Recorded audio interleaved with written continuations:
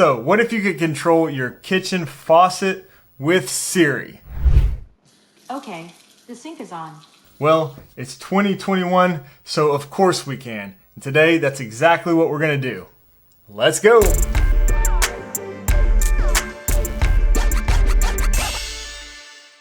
Yo, what's up guys? Thanks so much for joining me. If you're new here, welcome. My name is Shane and this channel is all about building an easy smart home using Apple's HomeKit platform with new videos released every Sunday right here. Alright, so I've looked at a number of different products for HomeKit here on this channel. Cameras, sensors, lights, locks, but today is a first.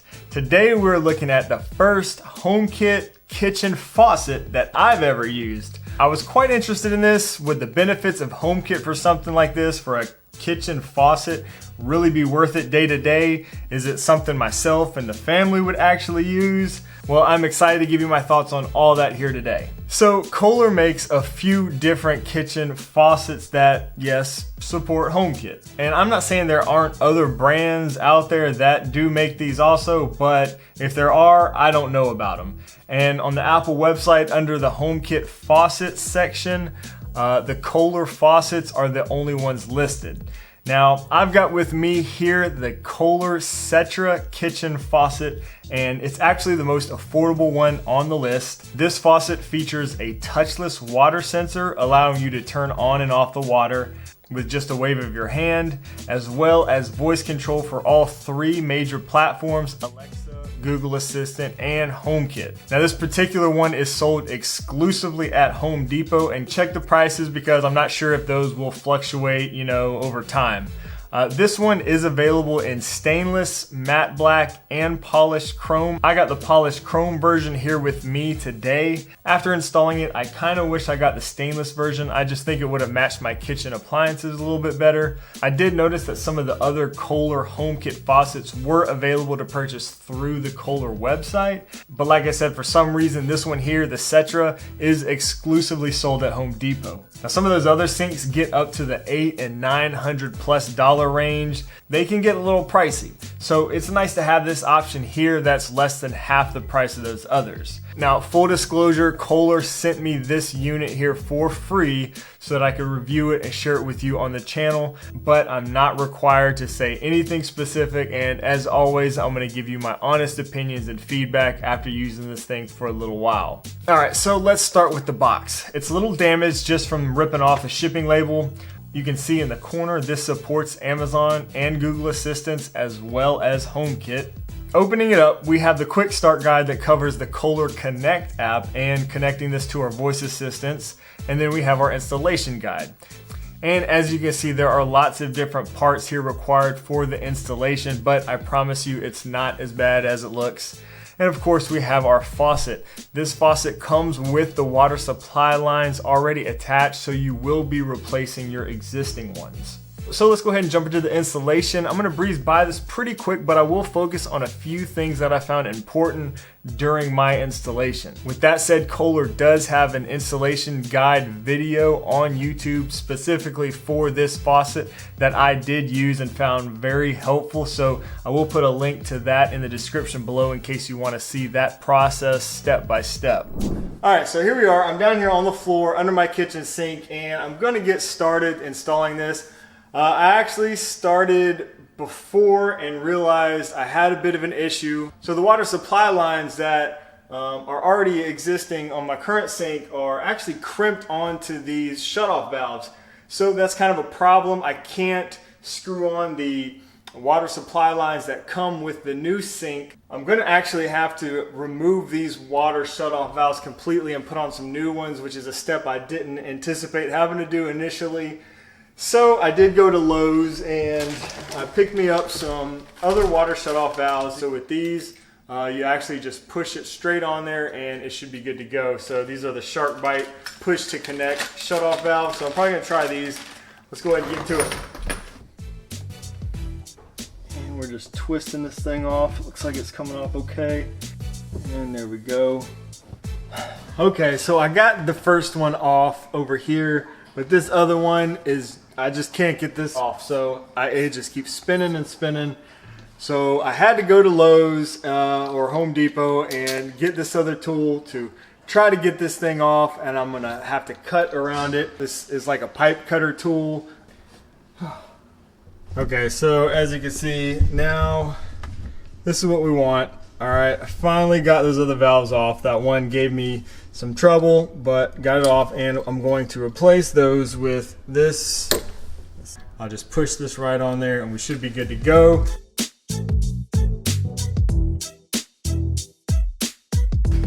Okay, so now I can pull out everything from the old sink, put the new sink in, and start attaching it.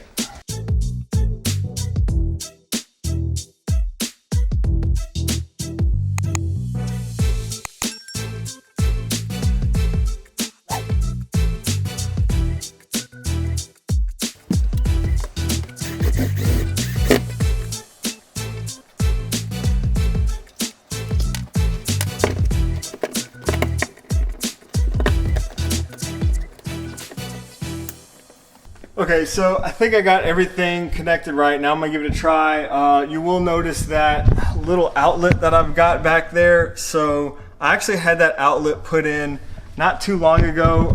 Had a electrician friend help me out with that because I knew eventually I was gonna get a sink like this. So we had that put in. There is another outlet you may have seen right over here. I don't know if you can see that. And that is the outlet that my dishwasher uses. The problem with using that is you have to check if the entire outlet is controlled by the switch. Usually a dishwasher is controlled by a switch up here by the counter. You won't be able to use that because that switch, when it's off, will cut the power to that whole outlet. So if you have a switch controlled outlet for your dishwasher, that won't work unless it's controlled separately from that switch. All right, so I can't wait. I know I need to install the Kohler app, but I'm gonna go ahead and put this directly in HomeKit. Try scanning the HomeKit code and see if it works just with the Home app. Scan a new accessory. See if I can reach that HomeKit code back there. Ooh, there we go. Faucet. I don't know if you can see that. First time I've installed a faucet. All right, there we go. Let's put it in the kitchen. Continue. Boom.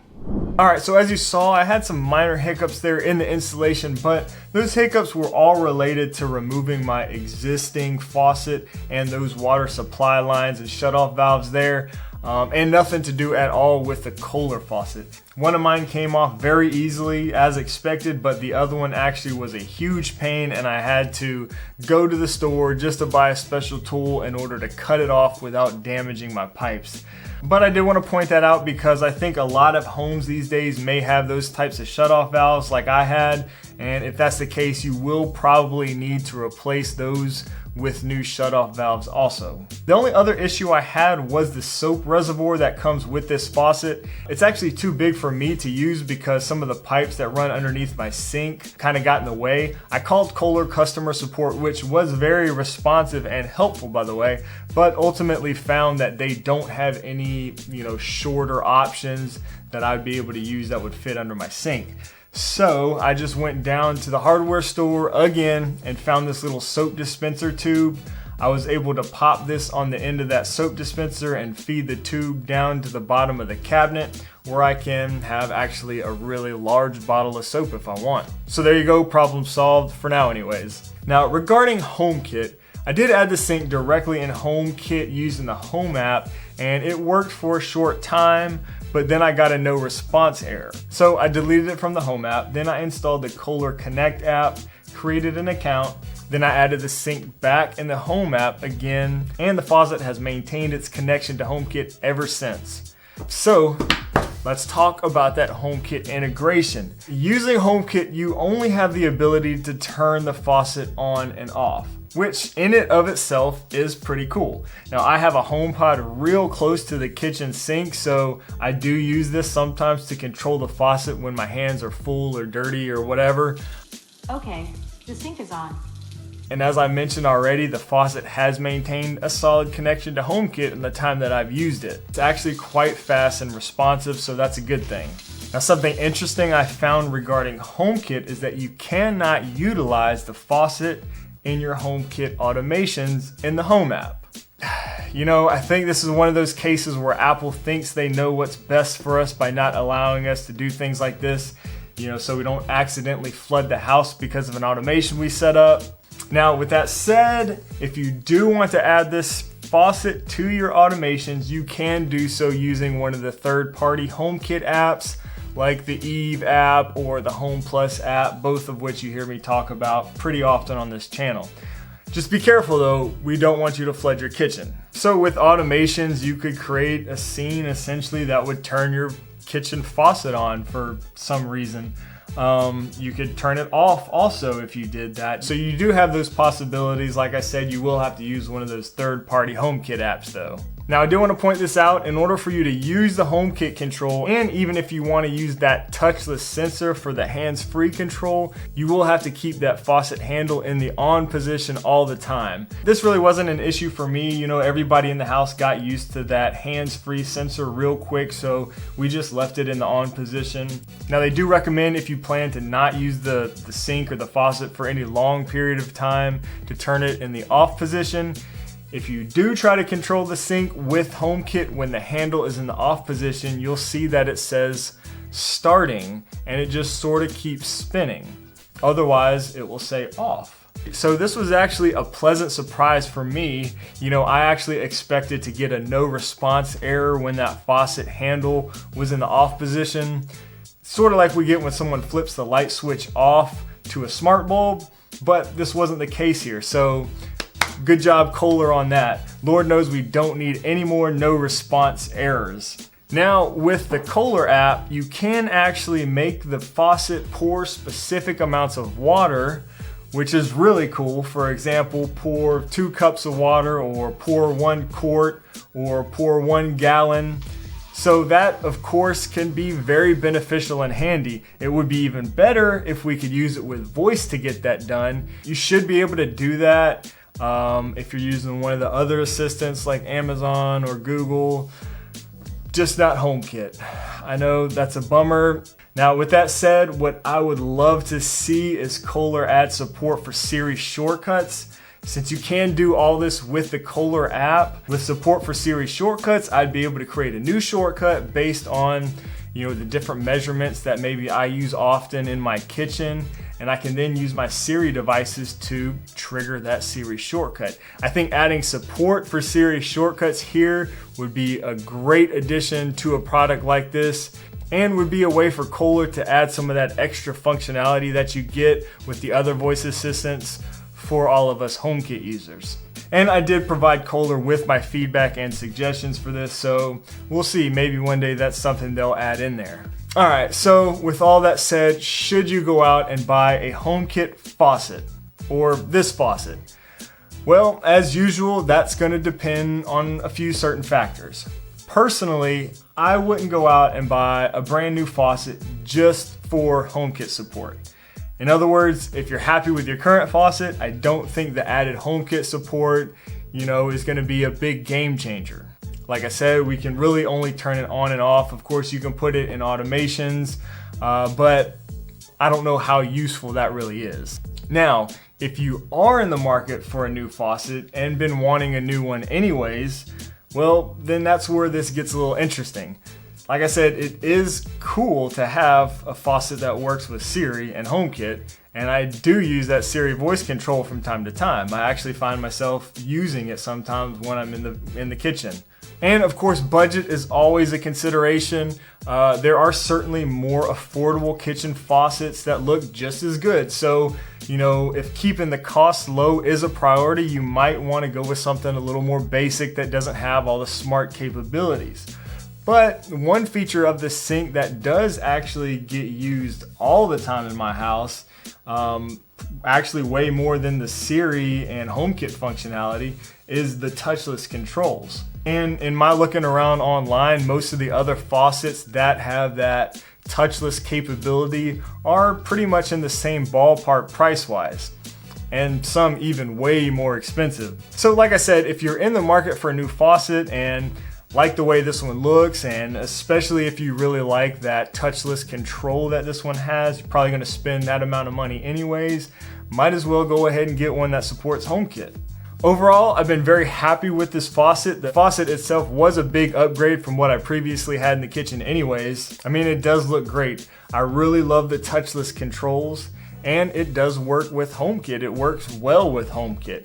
It's been very fast and responsive and maintained its connection to HomeKit in the time that I've used it. Installation was pretty easy and clear. Like I said, once I replaced my old shutoff valves, installation was a breeze.